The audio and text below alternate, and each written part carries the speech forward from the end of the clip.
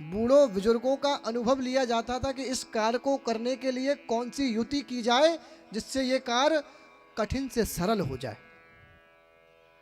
लेकिन आजकल सब बंद हो गया। और महाराज एक और विचित्र बात, कन्या विक्रयणो लोभा दंपति नाम चकल कनम। आजकल कन्याओं का क्रय विक्रय होने लगा है। कैसे महाराज? कितने दोगे? 10 लाख, ठीक है 10 लाख में ब्याह पक्को। ऐसी कुरीतियां आजकल समाज में आ गई। अरे महाराज, जिस पिता के पास पैसा नहीं, क्या उसकी बेटी का विवाह नहीं होगा?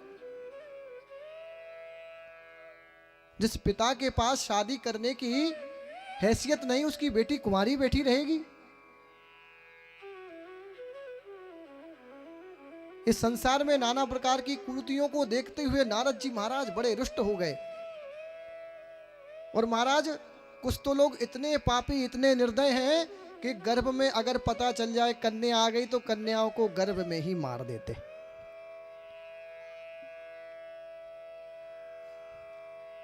अरे महाराज, उस छोटी सी नन्ही सी परी ने क्या बिगाड़ा है आपका? क्या पता उसके आने से आपका भाग्य प्रबल हो जाए, आपका भाग्य सौभाग्य में परिवर्तित हो जाए। तो कहते हैं पुत्र एक भाग्य से प्राप्त होता है और कन्या सौभाग्य से प्राप्त होती है। इसलिए कन्या दान के समय क्या बोलते हैं? कन्या सौभाग्यशाली। कौन? कन्या सौभाग्यशाली। और एक कन्या ही है जो अपने माता पिता को दाता बनाती है, वरना किसी में सामर्थ्य नहीं कि जो किसी को दाता बना दे। जब पिता और माता कन्या दान करते हैं, अमुक नामनी बरायो अमुक गोत्रायो प्रबरायो दातुम अहम उत्सृजे, जब कन्या को दे देते हैं तो वो कन्या माता पिता को दाता बना देती है। ये सामर्थ्य किसी में है? तब भी आजकल के लोग कन्याओं के प्रति द्वेष भाव रखते हैं, कन्याओं के प्रति शत्रुता रखते हैं कि बेटी गर्भ में आ रही, इसको मार दो, इससे थोड़ी ना वंश चलना, ये थोड़ी ना हमारे वंश को आगे बढ़ाएगी।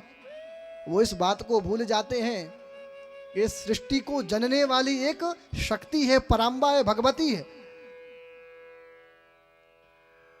अरे महाराज, ये जो सृष्टि चल रही है, ये सृष्टि भ्रमण कर रही है, कहीं ना कहीं शक्ति छुपी हुई है ना। जब ऊर्जा ही नहीं सृष्टि में होगी तो हम आप कैसे चल पाएंगे? बिना शक्ति के बिना महाराज शिव भी शव के समान होता है। एक मात्रा का फर्क है, मात्रा आप हटा देंगे तो शिव भी शव बन जाएगा। तो शक्ति से कितना द्वेष, उस कन्या से कितनी ईर्ष्या। जो इस नाना प्रकार के भयंकर पाप को करते हैं ना महाराज, वो एक जन्म नहीं कई जन्मों में यातनाओं भोगने के पश्चात भी स्वर्ग नहीं जाते, नरक में पड़े रहते हैं कई वर्षों तक, कई करोड़ वर्षों तक। जो कन्याओं से शत्रुता रखते हैं, जो बेटियों से ईर्ष्या रखते हैं।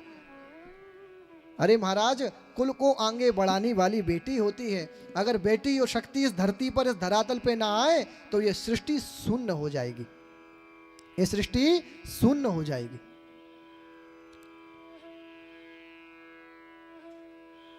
नारद जी महाराज ने इस प्रकार की जब स्थिति देखी कि इस कलिकाल का जो मनुष्य है वो बड़ा दुराचारी हो जाएगा महाराज, बड़ा पापी हो जाएगा, नाना प्रकार के पापों से युक्त हो जाएगा, फंस जाएगा। तो उन्होंने सोचा कि इस कलयुग का बड़ा